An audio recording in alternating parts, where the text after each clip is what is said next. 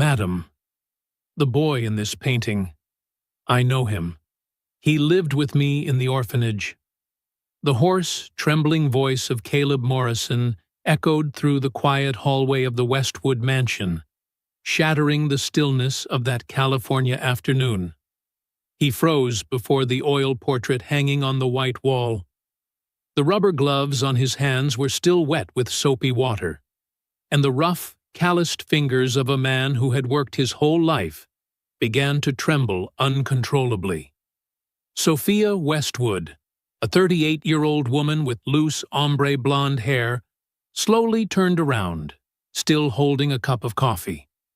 The afternoon sunlight of Los Angeles streamed through the wide glass window facing the Pacific, glinting on the flawless face of the film director. But in that instant, her beauty turned to stone. "What did you just say?" she whispered, her voice so faint it nearly dissolved into the light. Caleb swallowed hard, his vision blurring. At 42, a single father used to night shifts and cracked hands that told stories of survival. He now trembled like a lost child standing before the past. He pointed at the painting, a boy of about 4, with clear blue eyes, an innocent smile, and hair as soft as golden silk. "This boy, he lived with me at Sunshine Orphanage, East LA, from when he was 6 until 14. I can't be mistaken. That face, I could never forget it." The coffee cup slipped from Sophia's hand and shattered on the marble floor into 1,000 glittering pieces. She didn't even notice. Her long legs in white jeans seemed rooted to the ground. Her lips moved soundlessly. That portrait was of Noah Westwood, her younger brother, the boy who vanished 30 years ago. He disappeared one Sunday morning at Griffith Park when he was only 4. From that day on, the Westwood family was never the same. "Are you sure?" Sophia's voice cracked. "You're certain that's my brother?" Caleb nodded repeatedly, tears spilling down his cheeks. "I'm sure, ma'am. At the orphanage, we called him Nathan Price. He always said he once lived in a big house overlooking the sea, with a beautiful sister and a white piano. But no one believed him. Everyone thought it was just a child's imagination." Sophia staggered and had to grip the staircase railing. Behind her, the innocent eyes in the painting seemed to pierce through 3 decades, gazing straight into the heart of the sister who had carried that haunting ache all her life. "Nathan," she whispered, her lips trembling. "My little nugget, you're alive."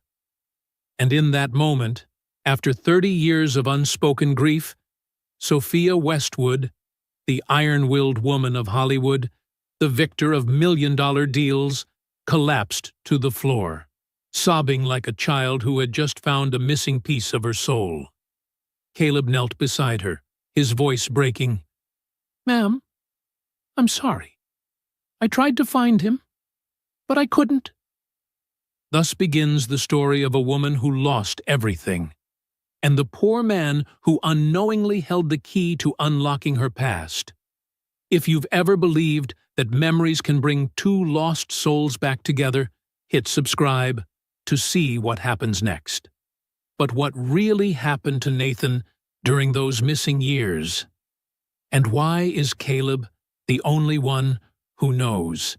30 years ago, a fateful Sunday morning, the Los Angeles sun shone as brightly as ever. But for the Westwood family, from June 15, 1995, that sunlight would never feel warm again. David Westwood, a film director who had just won an Oscar for his family drama, took his 2 children for a morning walk at Griffith Park. Sophia was 8, and Noah, the 4-year-old blonde boy, ran gleefully across the grass, his laughter ringing like silver bells. "Sophia, look! I caught a butterfly!" Noah shouted, running toward her, his small hands cupped as if guarding a treasure. Good job, Nugget. Sophia smiled, brushing his messy golden hair. My little golden nugget. That's who you are. David sat on a wooden bench beneath an oak tree, watching them while talking on the phone with a producer. An important call about his next film project. Just 5 more minutes, then we'll go home for breakfast, he said, smiling and patting Sophia's head. Just 5 minutes. But those 5 minutes destroyed their lives. Sophia chased a golden retriever, wagging its tail nearby, about 20 meters away. Noah watched her, then looked down at the butterfly in his hands. He wanted to set it free. He walked toward a bush, opened his palms, and the butterfly fluttered away. When David hung up, only Sophia was there. Dad! Dad, where's Noah? He was just here. Her voice trembled. David spun around, panic flooding his eyes. Noah! Noah! Where are you? Stop hiding from Daddy. But there was no answer, no sound of laughter, no trace of the blond boy. Noah had vanished, in broad daylight, in the middle of a crowded park, as if swallowed by the air itself. David ran everywhere, shouting his son's name, while Sophia cried and followed behind. Bystanders joined the search. Police arrived 15 minutes later, but by then, it was too late. What followed was a nightmare that lasted 30 years. David Westwood used everything he had, money, fame, influence, to search for his 4-year-old son. He hired 5 of the best private detectives, offered a $2 million reward for any lead that could bring Noah home. He appeared on every major show, CNN, ABC News, The Oprah Winfrey Show, pleading for help. Julia Westwood, his wife, a gifted composer once nominated for a Grammy, abandoned her career, canceled every contract, and lived for one purpose only, to find her son. The Westwood Mansion in Pacific Palisades, once host to lavish Hollywood parties, turned into a command center for the search.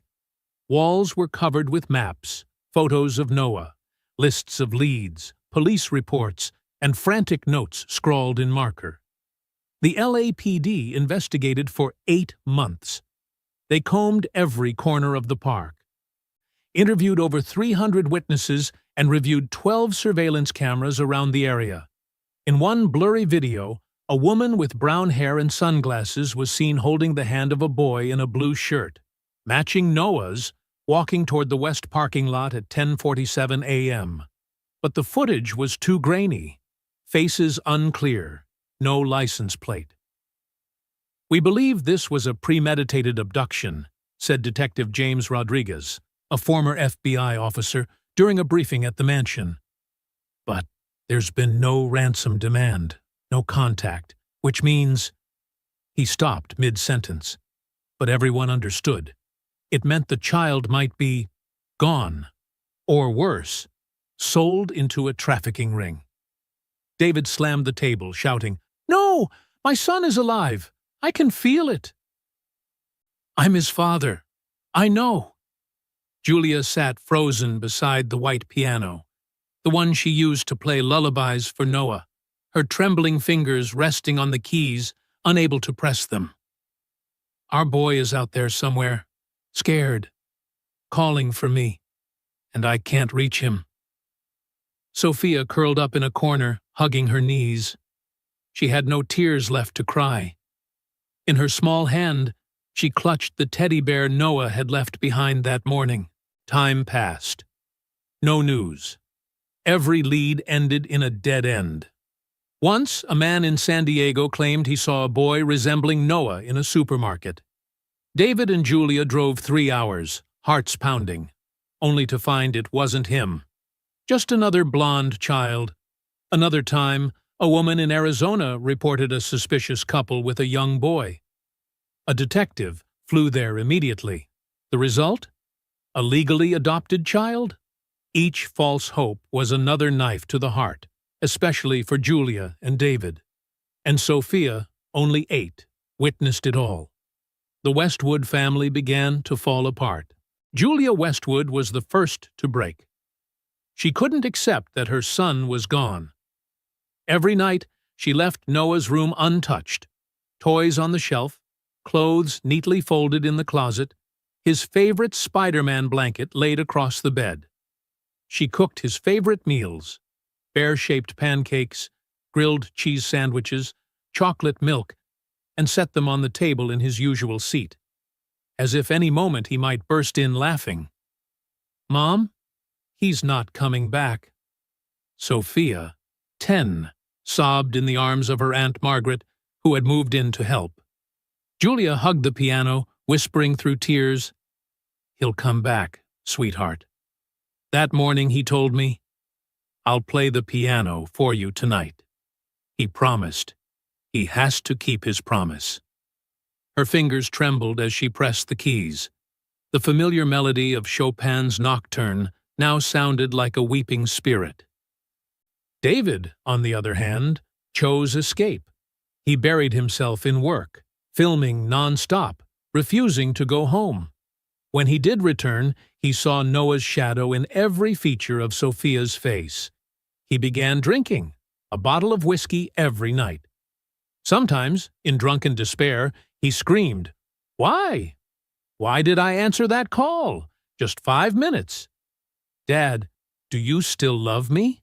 Sophia asked softly from the doorway. David froze. The bottle slipped from his hand.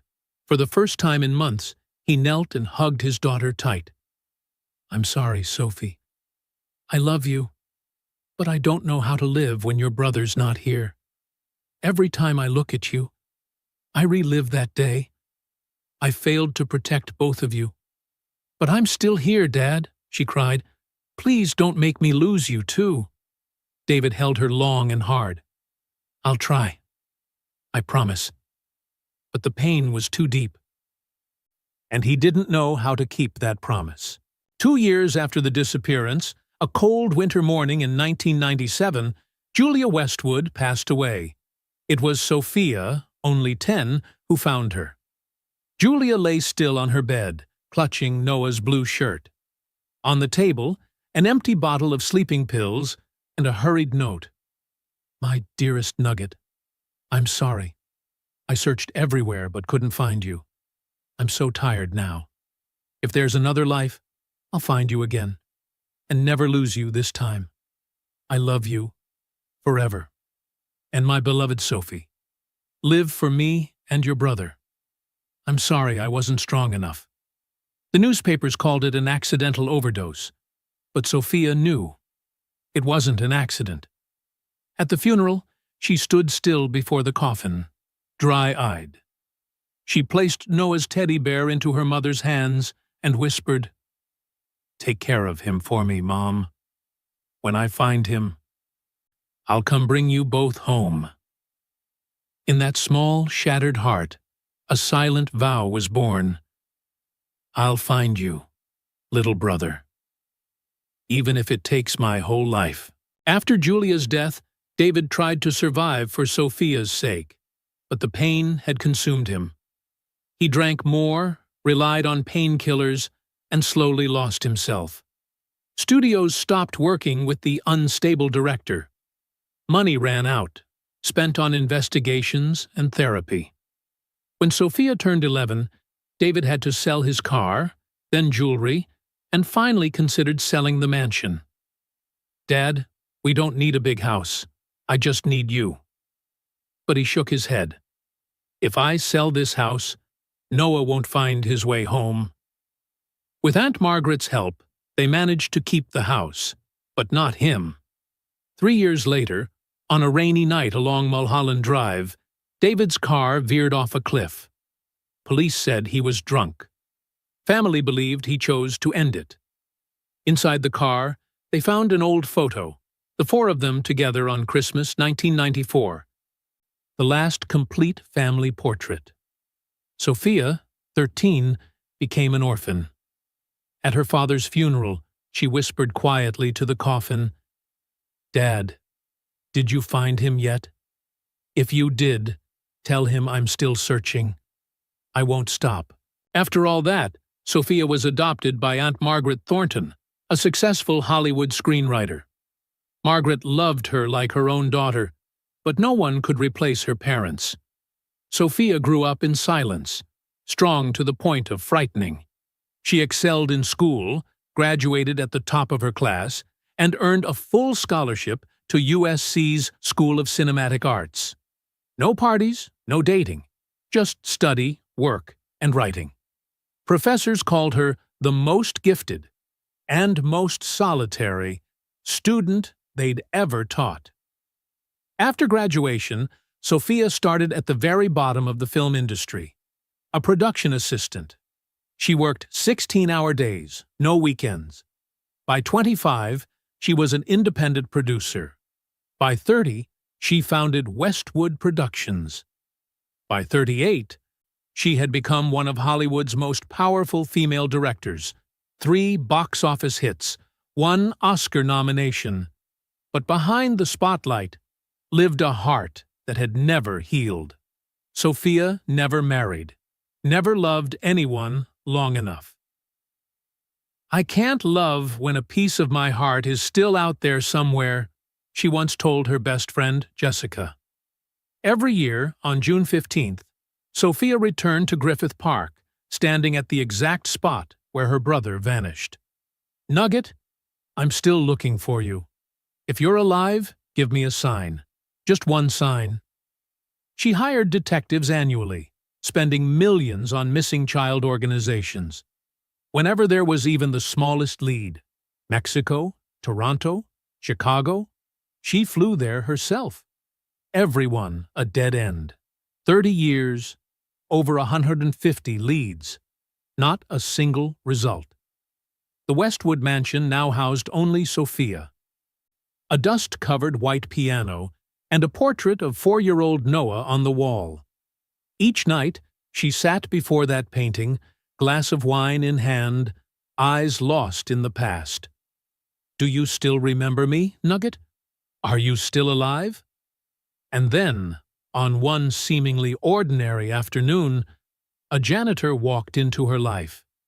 And from that moment on, nothing would ever be the same again. Caleb Morrison was born in 1983 in the small town of Prescott, Arizona. His father, James Morrison, was a carpenter. His mother, Linda Morrison, was a preschool teacher. They weren't wealthy, but that home was always filled with love. Caleb remembers evenings when his father taught him to build his first wooden box, and mornings when his mother baked, the sweet scent of vanilla drifting through the kitchen. That happiness didn't last. In 1991, when Caleb was 8, his parents died in a car accident on the road back from Flagstaff. A truck lost control and hit them head-on. Both died at the scene. Caleb, at home with his grandmother, got the news over the phone. He still remembers his grandmother's choked sobs, the way his legs suddenly went weak, and how he couldn't breathe. His grandmother tried to take him in, but she was 75, had heart disease, and no longer had the strength. Caleb's uncle in Texas already had 4 children and couldn't take another. Arizona Social Services had to step in. A caseworker named Karen Phillips came to the house, spoke with his grandmother, then knelt in front of the boy. "Caleb, you're going to a new place. There will be lots of kids there. They'll take care of you." "I don't want to go. I want to stay with Grandma." His grandmother hugged him tightly, tears streaming down her face. "I'm sorry. I don't have the strength. But I'll come visit." She never could. 6 months later, she died of a heart attack. At 8 years old, Caleb became completely orphaned. In September 1991, Caleb was taken to the Sunshine Orphanage in East Los Angeles, California. Sunshine wasn't the worst, but it wasn't good. A 3-story, run-down building with peeling paint and a leaky roof. 80 children crammed into dorm rooms of 10 to 12 beds. The food kept you full but was bland. Stew, mashed potatoes, limp stir-fried vegetables. 6 staff members had to watch over 80 kids, all kind-hearted but exhausted. And the children there, each one a left-behind soul, carrying a private pain. 8-year-old Caleb was lonely, angry, and afraid. He knew his parents hadn't left him on purpose, but the pain remained. In the first months, he clutched his mother's sweater, the only item he was allowed to bring, and cried every night. Some kid mocked him. "Cry, baby!" Orphan and still crying. An older boy named Derek grabbed the sweater and tossed it into the toilet. Caleb lunged to get it back, ended up with a black eye, but saved the sweater. Gradually, Caleb learned how to survive, stay silent when it hurt, stand up when bullied, and protect the younger kids. Because he knew what it felt like to be wounded. He had once dreamed of becoming an architect, drawing beautiful houses where people were always together. He drew very well. Teachers praised him. But in an orphanage, college dreams felt far away. No money, no sponsor.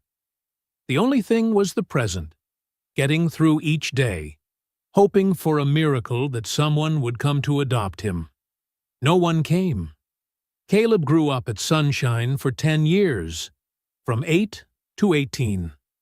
And in those 10 years, one little boy changed everything. In September 1997, when Caleb was 14, a new boy arrived. Nathan Price, 6 years old, small, with tousled blonde hair and blue eyes brimming with tears. Social worker Jennifer Lawson, 35, gray blazer, cool face, led him into the office and spoke with the orphanage manager, Margaret Ross, 55, gray-haired, kind but weary. "This is Nathan Price. His adoptive parents, the Andersons, died in an accident in Nevada last week. No relatives. Here's the birth certificate. He was born in 1991 in Las Vegas. The records are unclear, but they've been verified."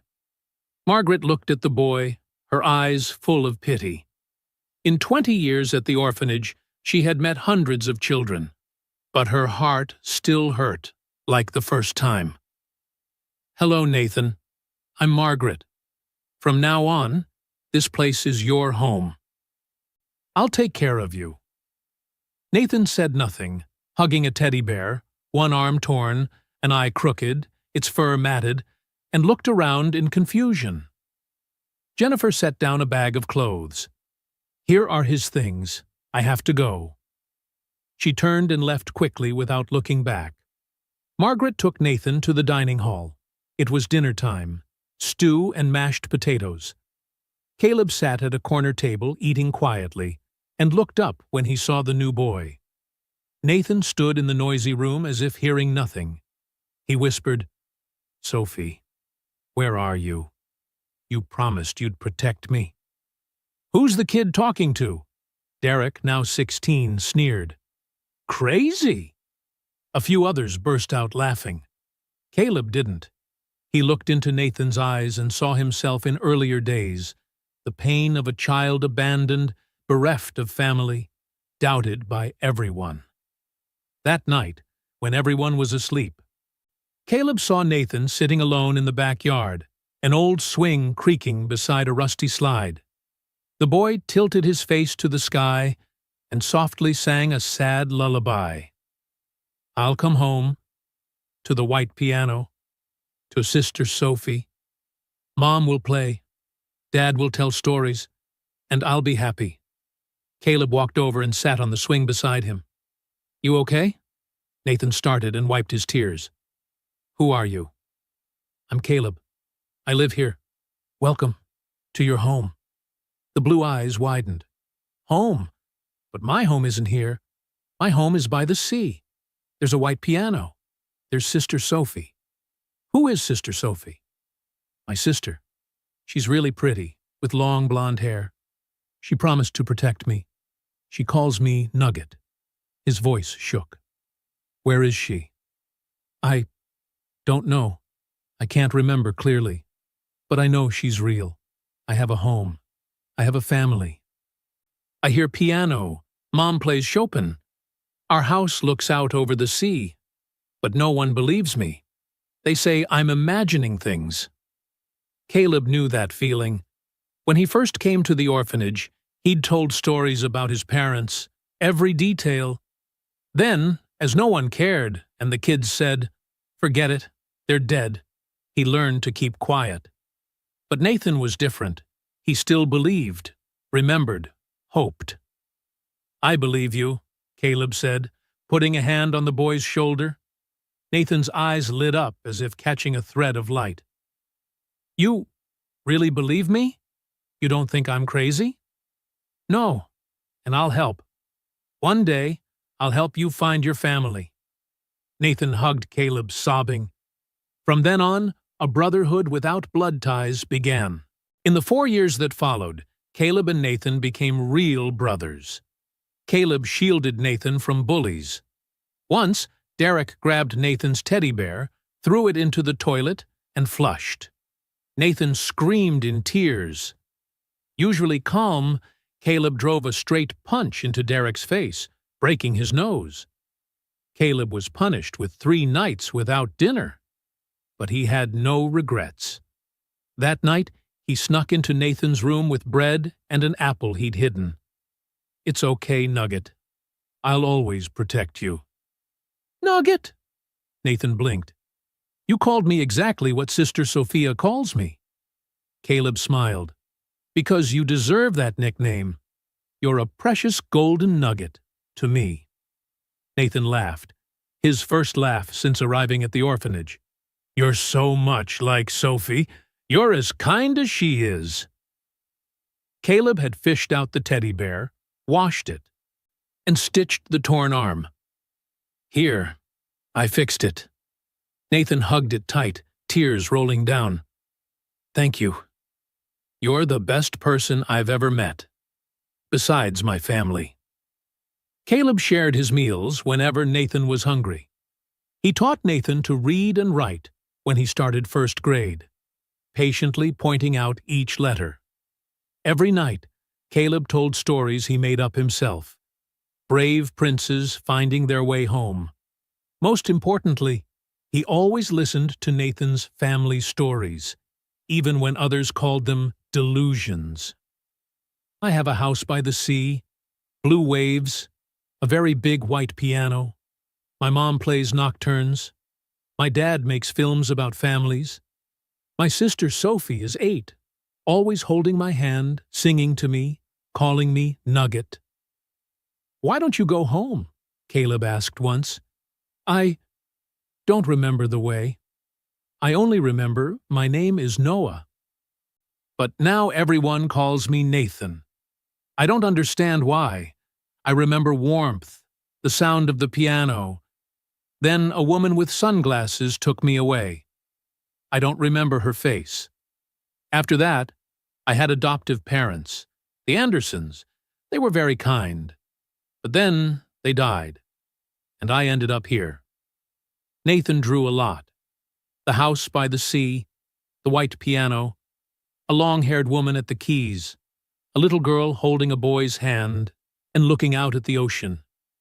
Caleb kept every drawing and taped them to the dorm wall.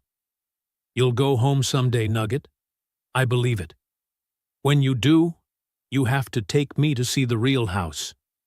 But now I have you. You're my family." Nathan hugged Caleb.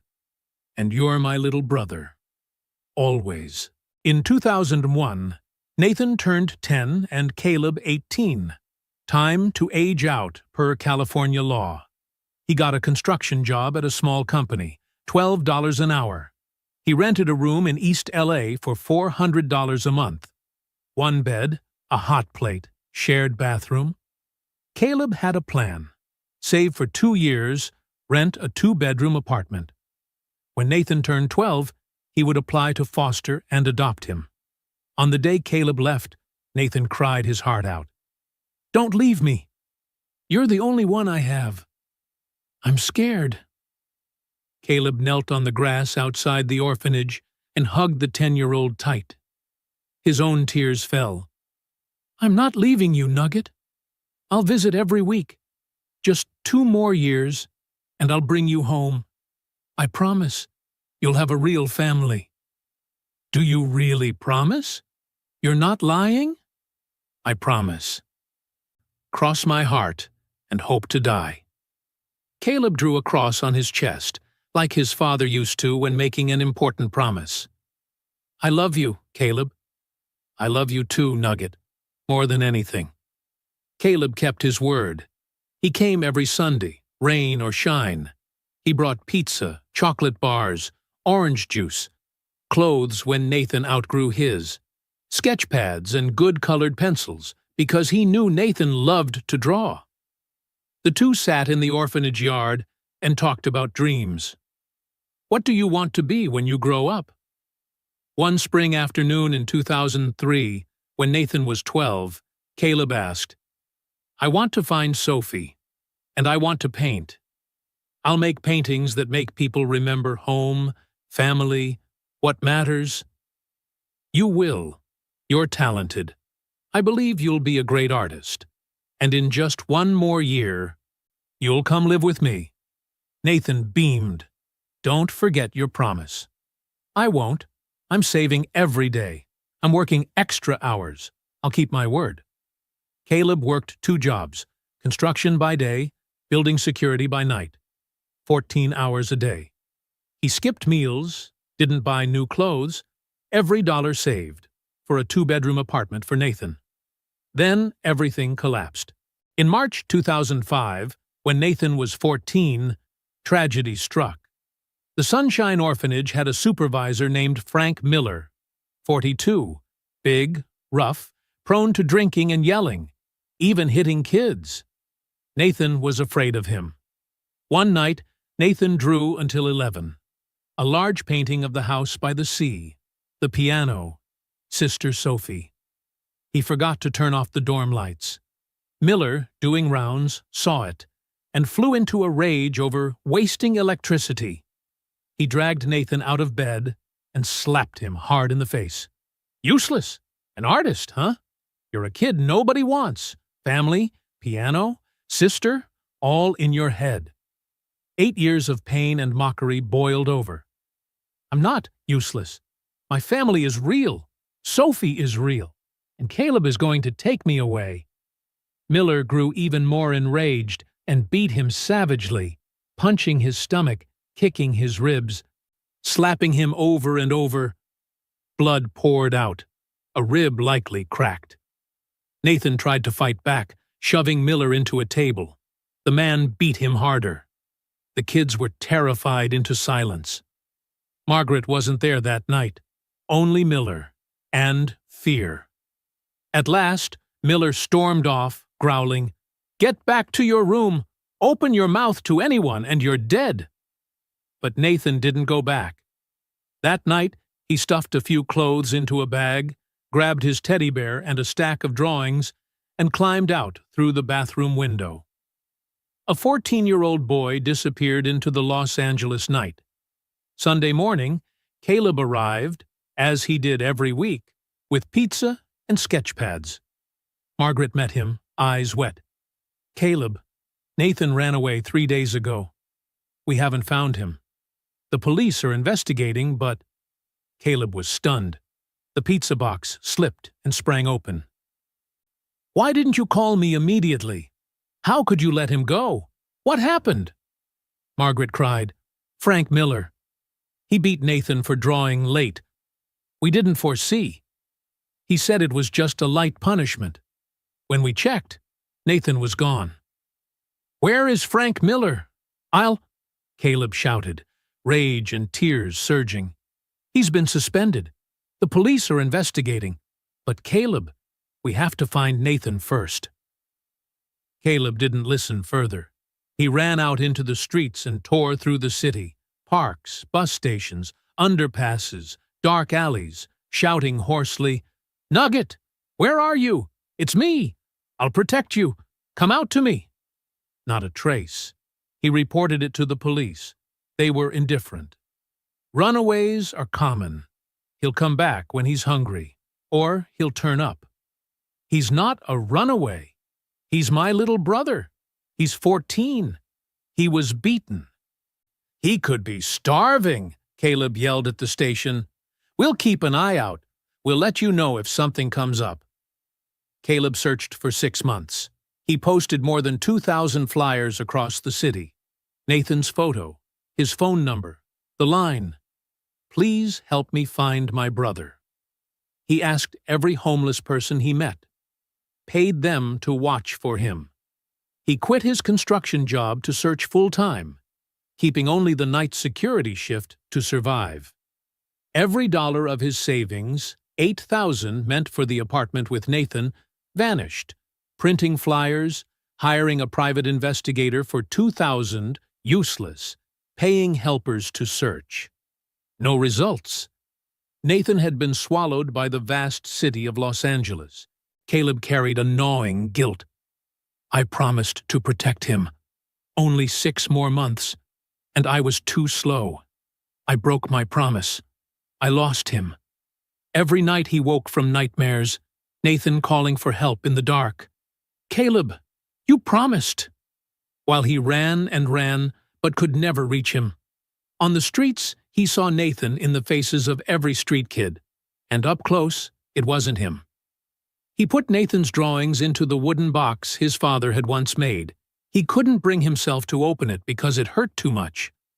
But on the loneliest nights, he did open it, looked at each line, the piano, the seaside house, the long-haired girl holding the boy's hand, and whispered, "Nugget, where are you? I'm sorry. I should have been stronger, faster." In 2006, Caleb went back to working pool and garden maintenance. He had to live. He kept searching, but hope faded by the day. Time passed. In 2011, 28-year-old Caleb met Michelle, a fun-loving bartender. They fell in love quickly, passionately, and without much thought. A year later, Michelle was pregnant. "I'm not sure I'm ready to be a mother, Caleb," Michelle said, eyes full of worry. "I'll be here with you. We can do this," Caleb said, holding her hand, a sincere promise from a man who had endured too much pain and loss. In 2012, Mia Morrison was born on a March morning, weighing 2.8 kilograms, her cry ringing out.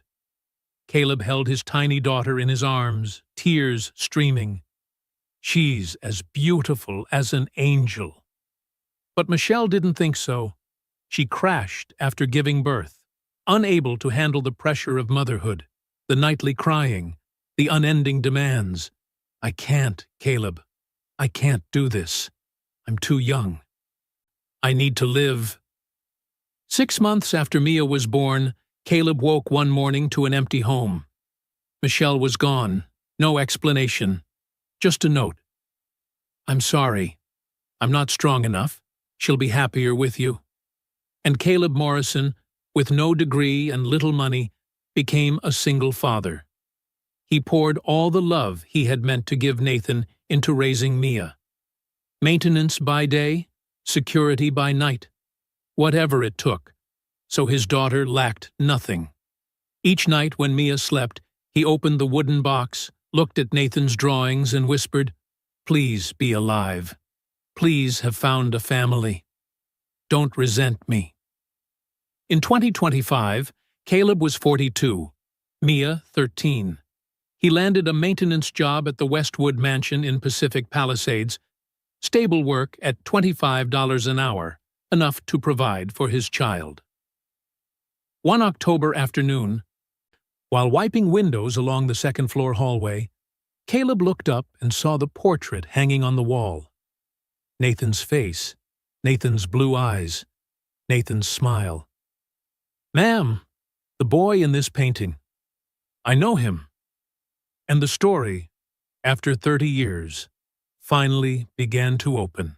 After that fateful moment, Sophia Westwood was still sitting on the cold marble floor, tears streaming without end. Beside her, Caleb Morrison knelt, at a loss for what to do. a 42-year-old janitor, and in a few short minutes, he had shattered the world of a powerful film director. "Ma'am, are you okay?" Caleb asked, his voice shaking. Sophia looked up, her blue eyes, the very same shade as Nathan's, red from crying. "Okay? You just told me that my brother, the boy I've been searching for over 30 years, lived in an orphanage barely 20 miles from here. And you're asking if I'm okay?" Caleb lowered his head. "I'm sorry. I didn't know. If I had known sooner." Sophia wiped her tears and struggled to stand. Her legs were still trembling. "No, it's not your fault. You took care of my brother. You protected him. You did what my family couldn't." Her voice caught. "Thank you." Caleb stood, eyes still wet. "But I failed. I lost him." "No." Sophia stepped closer and set a hand on his shoulder. "You gave my brother what my parents couldn't in time. Love at the exact moment he needed it most. Now, we're going to search. We'll bring Noah home. Together." Sophia led Caleb into the living room, a vast, high-ceilinged space with floor-to-ceiling glass looking straight out over the Pacific. The white grand piano, the one Nathan always mentioned, sat by the window under a thin layer of dust. No one had touched it since Julia died. "Please sit, Caleb. We need to talk. About everything." Sophia poured 2 glasses of water, her hand still faintly shaking. Caleb sat on the white sofa. Perhaps the first time he'd ever sat on something that expensive. He felt out of place, but Sophia's earnest gaze steadied him. "Tell me from the beginning. Every detail, please." And Caleb told her. From the day 6-year-old Nathan was brought to the Sunshine Orphanage, how the boy spoke of Sister Sophie, of a white piano, of a house overlooking the sea. How the drawings appeared every day, a family blurred by memory but never gone. How at night Nathan softly hummed the Chopin nocturne his mother used to play. How he was mocked for imagining things. How Caleb shielded him, and how they became brothers. "He always talked about you," Caleb said, his voice unsteady. "He said you were very beautiful, with long blonde hair, always protecting him. You called him Nugget. Even when everyone said he was delusional, he kept believing you'd find him one day." Sophia burst into tears. "Nugget? Dear God, that's my brother. It's definitely him. I called him Nugget. I promised I would always protect him. But I failed." "No, you didn't. You were 8. You were a child." "But I promised." Sophia covered her face and sobbed. When they had both calmed, Sophia asked, "You said Nathan ran away from the orphanage at 14. What then? Did you have any leads?" Caleb shook his head, tears rising again. "I searched for 6 months, posted flyers, asked everywhere, but there was no trace. He vanished as if he had never existed." Sophia stood and opened a large wooden cabinet, pulling out a thick file. "This is everything I have on my brother. 30 years of investigation. Over 150 leads, all dead ends. But now, I have you. I have new information. We are going to find my brother." She opened the file. Hundreds of pages, police reports, photos, maps, witness lists.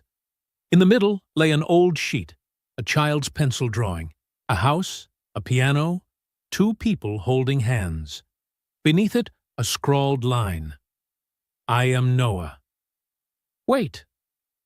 Caleb stared at the drawing. Heart pounding. "What's your brother's name?" "Noah. Noah Westwood. Why?" "Nathan said that when he was little he was called Noah. But when he entered the orphanage, his name became Nathan Price. When I asked why the change, he said he didn't remember. only that someone had changed everything. Sophia shivered. A name change, forged papers. This was a conspiracy. Someone abducted my brother deliberately. Not for ransom, but to sell him. Sophia immediately called James Rodriguez, the former FBI detective who had stood with the Westwood family for 3 decades. He was 68 now, retired, but still following the case closely. "Sophia? What's going on?" His voice was old but steady. "James, I've found someone who knows about my brother. He lived in an orphanage, under the name Nathan Price, at Sunshine, East L.A., from 1997 to 2005. A beat of silence. Then his voice wavered. "What? Sophia? Are you certain?" "More certain than ever. I need you here, right now." "I'm on my way." James hung up. 45 minutes later, James Rodriguez arrived at the Westwood mansion. Tall, silver-haired, face etched with lines, but eyes still keen. He shook Caleb's hand. "You're the one who lived with Noah?" "Yes, sir. But we had to call him Nathan." James opened his laptop and began typing. "Tell me everything from the start, as detailed as possible." Caleb recounted it again, this time with greater specificity. The day Nathan entered the orphanage, the woman who brought him, Jennifer Lawson, the fake birth certificate listing Nevada, the adoptive Anderson's fatal accident. James typed quickly. "Jennifer Lawson. I remember that name. She was a social worker in L.A. in the 1990s. There were many questionable reports, children removed, messy files. But we were never able to charge her." "You think she was involved?" Sophia asked. "Highly likely. If she brought Noah, under an alias, into the orphanage with forged documents, she was certainly a link in the chain." James flipped through old files. "In 1995, when Noah was abducted, we had a blurry camera clip of a brunette woman in sunglasses holding the hand of a boy in a blue shirt. We couldn't identify her. But now—" He pulled out a photograph from 1997. Jennifer Lawson at a social services conference. Brown hair, a build nearly matching the woman in the video. "It's her," James concluded. "I believe so. We need to find her," Sophia said. "She might know where Noah is." James typed into his computer. "Jennifer Lawson. Let me check." 10 minutes later, he shook his head. "She died in 2018, lung cancer. But she has a daughter, Rebecca Lawson, 40 years old, lives in Santa Monica." "We need to speak to her," Sophia said, "but we have to be cautious. If she knows what her mother did, she might refuse to cooperate. Or worse, alert others in the network." Sophia stood. "I don't care. I'm going to see her. Right now." "Sophia, wait. We need a plan." 30 years, James. I've waited 30 years. I can't wait another second." That afternoon, Sophia, Caleb, and James drove to Santa Monica, to a small apartment near the beach. Rebecca Lawson opened the door, a 40-year-old woman with brown hair and a weary face. Seeing them, she flinched. "Who are you?" "I'm Sophia Westwood. This is Detective James Rodriguez and Caleb Morrison.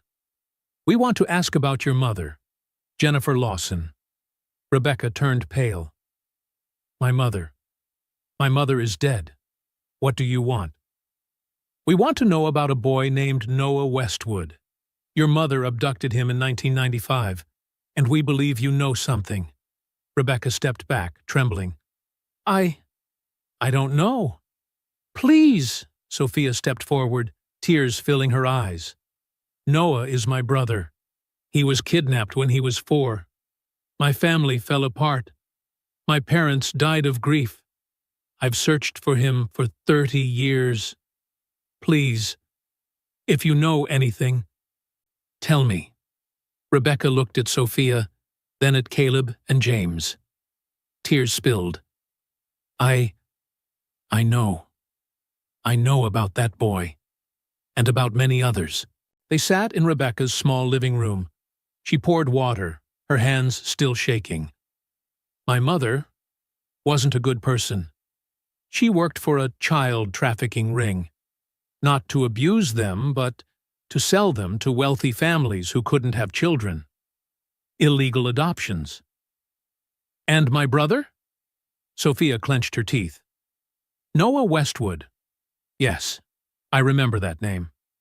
My mother kidnapped him from Griffith Park in 1995. A wealthy couple, the Andersons, paid $200,000 for a little boy. They couldn't conceive, and they couldn't adopt legally because of background issues. So they paid my mother. Your mother kidnapped my brother. To sell him? Sophia was almost shouting. Rebecca nodded, crying. I'm sorry. I was only 10.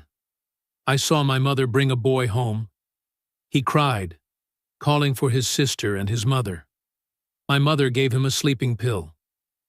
3 days later, the Andersons came. They paid the money and took him away. My mother redid the paperwork. He became Nathan Price, born in Nevada, an orphan. But the Andersons died in 1997, Caleb said. Nathan, Noah, was sent to the orphanage. Yes, Rebecca nodded. They died in an accident. My mother had to handle the boy. She couldn't let him tell the truth, so she placed him in the orphanage with forged documents, hoping time would erase his memories. He was little. She thought he would forget. But my brother didn't forget, Sophia whispered. No. And it haunted my mother until the day she died. James scribbled notes rapidly. What about the others in the ring? Rebecca opened a drawer and took out an old notebook. Before she died, my mother gave me this. She said if anyone ever came looking, I should give it to them. She regretted it, but she was too afraid to confess. Inside was a list, names, addresses, amounts. More than 30 children abducted and sold from 1990 to 2010. One dedicated page, Noah Westwood, Nathan Price, 6/1995. Abducted, Griffith Park. Sold to Anderson, Nevada, $200,000. A note underneath, ran from Sunshine, 3/2005. Whereabouts unknown, possibly deceased. Sophia clutched the notebook, her whole body trembling. No, my brother isn't dead. He's alive. He has to be. Rebecca laid a hand over Sophia's. I'm sorry. I don't know how to make amends. You can help me find my brother, Sophia said, meeting her gaze. That's how you make it right. After meeting Rebecca, Sophia immediately hired a professional team of 5 private investigators led by James Rodriguez. The timeline was pulled back to 2005, the year Nathan disappeared from the orphanage. Where would a 14-year-old boy go after running away from a home? James opened the briefing right there at the Westwood mansion. Around the table sat Sophia, Caleb, and the 4 other detectives. He'll be scared, Caleb answered. He'd just been beaten. His trust in adults almost gone. He'll hide in places where no one pays attention to a stray kid. Underpasses, parks, poor neighborhoods. Detective Maria Santos nodded. We need to sweep hospital records, shelters, even police reports. The search began. 3 weeks later, a thin streak of light flashed through the thick night. Maria traced a record at County USC Medical Center. In August 2005, a teenage boy around 14-15 was brought into the ER. No ID, body covered in injuries, cracked ribs, malnutrition, infection.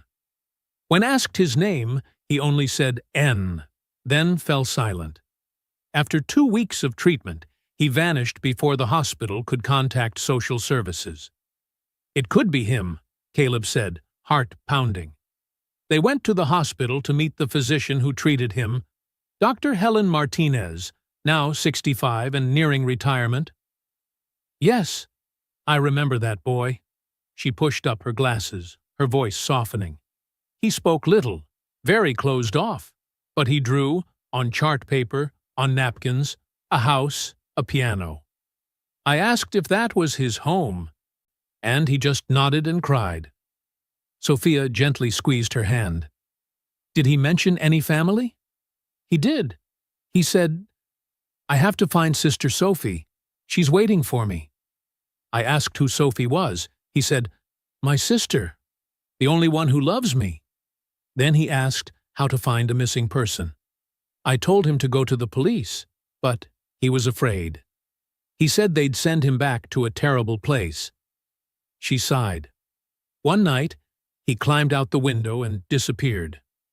He left a note beforehand. I still have it. Dr. Martinez opened a drawer and took out a yellowed sheet of paper, the shaky handwriting of a child.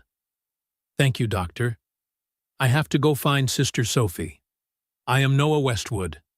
If anyone looks for me, please tell them I'm sorry for being missing so long. The paper trembled in Sophia's hands. Tears fell onto the words. You still remembered your name? You were still looking for me? Caleb's throat tightened. He never forgot. He never, ever forgot. The next trace led them to a homeless shelter in downtown L.A. A volunteer, Carlos Rodriguez, 55, once homeless himself, vividly remembered a blonde teenager from 2005-2007. He'd drop by for meals, sleep a night, then leave, Carlos said. Very quiet, but he'd draw for the kids here. Beautiful work. He said he drew to remember home.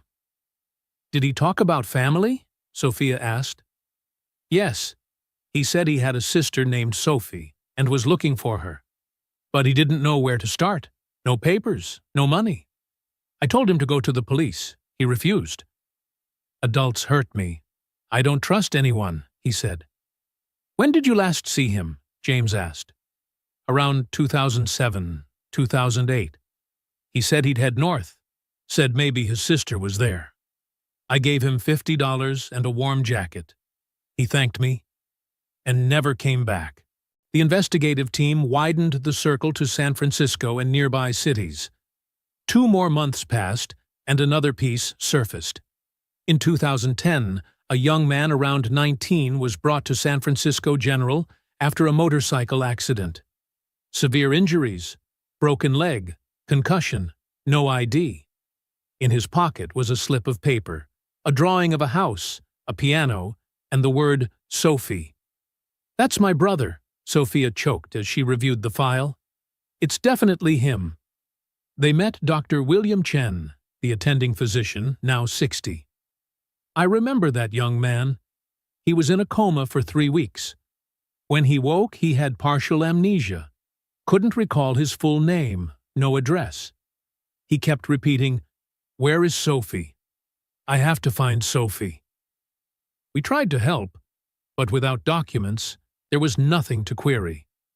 How long did he stay? James asked. 3 months. We treated his injuries and tried to jog his memory. Gradually, he recalled fragments. The name Noah, a seaside house, a piano. We notified police. They cross-checked missing persons, but nothing matched. The Noah Westwood file was too old, and at 19, he looked nothing like the photo of a 4-year-old boy. Where did he go? Sophia's voice shook. Upon discharge, he said he'd keep looking for Sophie. He worked at a nearby cafe to get by. I'd see him occasionally. He sold drawings at Fisherman's Wharf, very skilled. Then one day, gone. The owner said he quit, said he'd head south. Another lead, in 2015 at Venice Beach, a street artist appeared selling hand-drawn paintings. Description: about 24, long blonde hair, scruffy beard, very taciturn. He painted families, children, homes, introduced himself as Noah, never gave a surname. Sophia and Caleb went to Venice Beach and asked around the artists. I know him, said Marcus, 50, graying, sun-browned. Noah, good kid, always helping, Drew free for poor kids. Didn't say much about his past, but I knew he was looking for someone named Sophie. "Where is he now?" Sophia asked, eyes filling.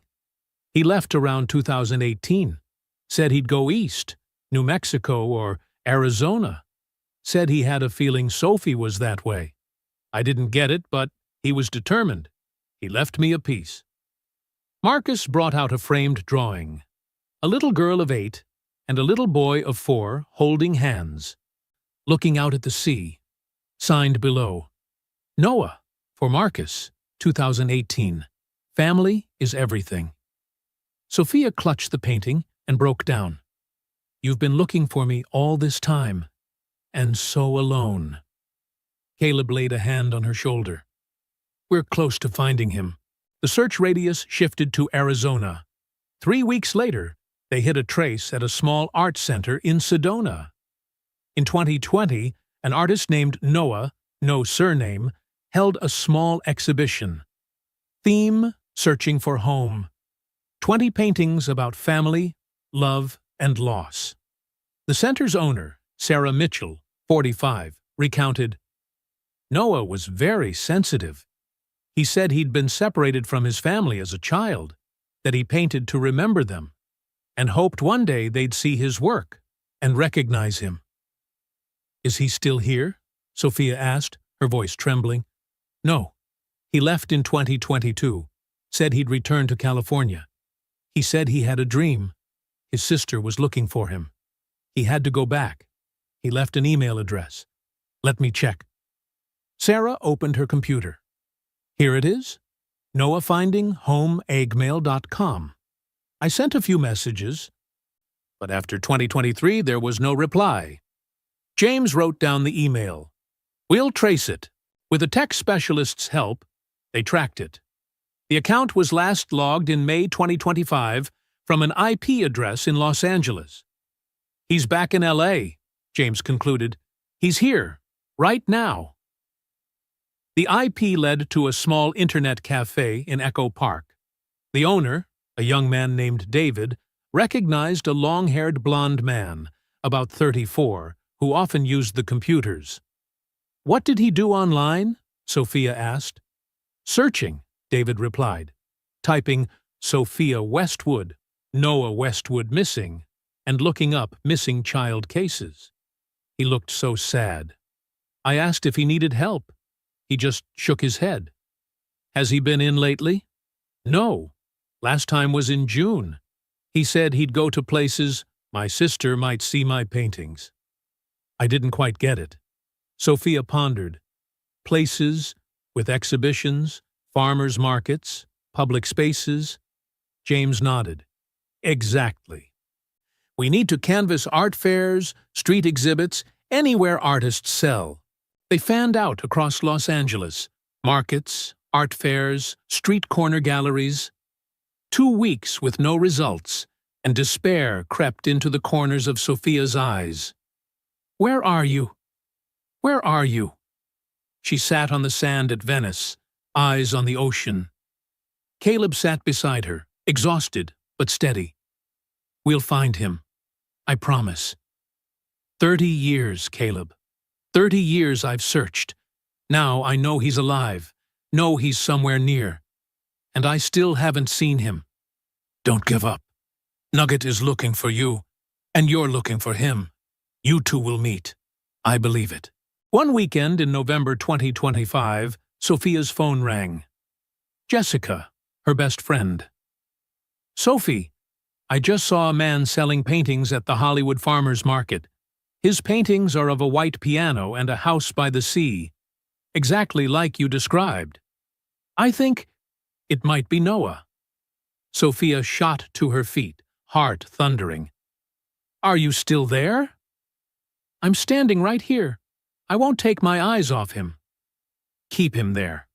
I'm on my way." Sophia sped through the streets of Los Angeles, her heart pounding as if it would burst out of her chest. Caleb sat in the passenger seat, his hand gripping the door handle. "Easy. We're very close. Don't let anything happen now," he said, his voice tight with restraint.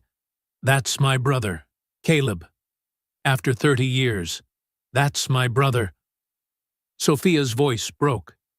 20 minutes later, they reached the Hollywood Farmers Market, a bustling fairground with hundreds of stalls, people packed shoulder to shoulder, the smell of food mingling with lively street music. Jessica waited at the gate, waving, "Sophie, he's still there. Third row on the left, near the flower stand." Sophia ran after Jessica, Caleb close behind. Her heartbeat hammered so hard she could barely breathe. And then she saw him. He sat on a small wooden stool, a tarp behind him crowded with paintings. About 34, shoulder-length blonde hair, a bit of stubble, sun-browned skin, a worn white t-shirt, jeans, old sneakers. In front of him was a sign. Noah, street artist, hand-drawn, $20 to $50. He was sketching a little girl of about 5, his pencil strokes gentle and precise. The girl's mother stood beside them, smiling. But what froze Sophia were the paintings behind him. Everywhere, a house by the sea, a white piano, a girl holding a little boy's hand. Each piece overflowed with love, longing, and hope. "My little one," Sophia whispered, tears spilling over. Caleb stood beside her, trembling too. "That's Nugget. It has to be Nugget." The man handed the sketch to the little girl. "Here you go. You're very pretty." His voice was warm and soft.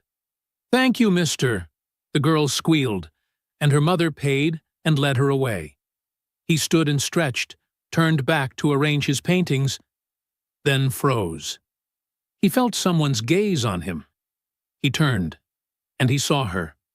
A 38-year-old woman with ombre blonde hair and blue eyes brimming with tears, standing about 5 meters away. Beside her was a tall man whose eyes were also wet. Time seemed to stop. Noah looked into the woman's eyes. Blue, just like his. A face so familiar it felt strange, as if he'd seen it all his life in dreams and scattered fragments of memory. "Do you want to buy a painting?" His voice was gentle. Sophia took step after trembling step. "Noah. Nugget. Is that you?" Noah edged back half a step, confused. You know my name? Who are you?" "You are Noah Westwood. You were kidnapped on June 15th, 1995, at Griffith Park when you were 4. You have an older sister named Sophia. I call you Nugget. Mom played Chopin nocturnes. Dad was a director. Our house looks out over the sea, with a white piano. And I am Sophia. I've been looking for you for 30 years. Noah stood motionless. Tears burst forth. In his mind, flashes. A little girl holding his hand, the sound of a piano, the smell of the ocean, warm sunlight. Sophie, he choked up. I've been looking for you. My whole life. And I've been looking for you. My whole life." Sophia threw her arms around Noah. He hugged her back, sobbing. "This isn't a dream, is it?" "No, sweetheart. This is real." "My Nugget, you're home." They held each other in the middle of the crowded market. Passers-by stopped, not understanding, but seeing love. They saw two people who had been lost for far too long finally find each other. Caleb stood a few steps away, hesitant to intrude. He simply watched, crying, seeing the boy he had loved like a brother, now a grown man. Noah slipped from his sister's embrace and spotted Caleb. He startled. "Caleb?" Caleb nodded, tears streaming. "Nugget, I looked for you. I'm sorry I lost you." Noah let go of Sophia and rushed to hug Caleb tightly. "You still remembered me. You still looked for me. I never forgot. Not for a single day," Caleb said, weeping like a child. "I promised I'd protect you and I—" "No." Noah shook his head, meeting his eyes. "You gave me love when I needed it most. You taught me to hope. You're the best brother I could have had. And you helped Sophie find me. You didn't fail. You're my hero." The three of them stood there, holding one another. 30 years of brokenness, mended in a moment. That afternoon, Sophia brought Noah back to the Westwood mansion. Caleb came too. He belonged to this story. Noah stepped into the house, his eyes roaming, strange yet familiar. "I used to live here?" "That's right, sweetheart. This is our home," Sophia said, guiding him into the living room. Noah saw the white piano. He stepped over and laid his hand on the keys. Fingers accustomed to brushes touched the instrument, and memories burst open. He remembered. Mom sitting here playing Chopin. Dad standing by with a smile, Sophia holding his hand and softly singing. "Mom, Dad, where are they, Sophie?" His voice trembled. Sophia put her arms around him, tears falling again. "They are gone, love. The pain of losing you was too great. But I believe, wherever they are, they're looking down and smiling because we're together again." Noah sank to his knees before the piano and broke down. "I'm sorry. I tried to find my way home, but I couldn't remember." "It was never your fault." Sophia knelt and embraced him. "You were a victim, and now you're home. I will never let you go again." Caleb stood in the doorway, looking at the siblings, his heart full. Joy for Nugget having his family back. A sharp ache for the years the boy wandered alone. Noah stood and took Caleb's hand. "Caleb, you're my family too. My brother. Always." Caleb hugged Noah. "Always, Nugget." In the next 2 months, Noah moved into the Westwood mansion. He began trauma therapy, and the buried pieces of memory returned one by one. His parents' faces, the peaceful days before the abduction. Sophia took Noah to visit their parents' graves. He knelt and laid flowers. "Mom, Dad, I'm home. I'm sorry I'm late. From now on, I'll live happily on your behalf." Sophia squeezed his hand. "They'll be proud of us, Nugget." Noah held his first solo exhibition, this time with a name, a family, an identity. Title: Finding Home, a 30-Year Journey. 50 paintings telling the story of his life. Loss, loneliness, hope, and reunion. Caleb and his daughter Mia attended the opening. Mia called him Uncle Noah, and Noah called her my little niece. They became a bigger family. Sophia founded the Finding Nugget Fund to support families with missing loved ones. Resources, financing, a professional detective team. In the first year alone, the fund helped 12 families reunite. Noah became an ambassador for organizations combating child trafficking. He told his story not to garner pity, but to offer hope. "If I could find my sister after 30 years, you can find your loved one too. Don't give up." One summer evening in 2026, the whole family gathered at the Westwood mansion. Sophia, Noah, Caleb, Mia, Aunt Margaret, Detective James, and a few close friends. Noah sat at the white piano. For the first time in 30 years, he played. Sophia had hired a teacher, and he improved quickly, as if music had always slept within him. He played a Chopin nocturne. The melody, tender, sorrowful, and beautiful, filled the room. Sophia sat beside him, her hand on his shoulder. Tears fell, but this time they were tears of joy. When the final note landed, Noah turned and smiled. "Sophie, I'm home. And I will never let you go again, Nugget." Caleb stood by, his arm around Mia, looking at the boy he once knew, now a whole man. Loved. He whispered, "I kept the last promise, Nugget. I helped you come home." This story is not just a journey to find a missing loved one. It is love that doesn't give up, hope that lives in the darkest days, a promise, even after 30 years, that can still be kept. Sophia Westwood searched for her brother for 3 decades and did not surrender. Caleb Morrison helped a boy not related by blood and devoted a lifetime to finding him. And Noah Westwood, though kidnapped, nameless, wandering for 20 years, never forgot the sister who promised to protect him. If you are searching for someone you love, don't give up. Love will lead the way. One day, like Sophia and Noah, you will find each other again. This is the story of Sophia, Noah, and Caleb, and a reminder that family is not only blood. Family is the people who never give up on each other. If this story touched your heart, please like, share, and subscribe so we have the motivation to tell more meaningful stories. Comment the name of the city you're watching from so we know where you're tuning in.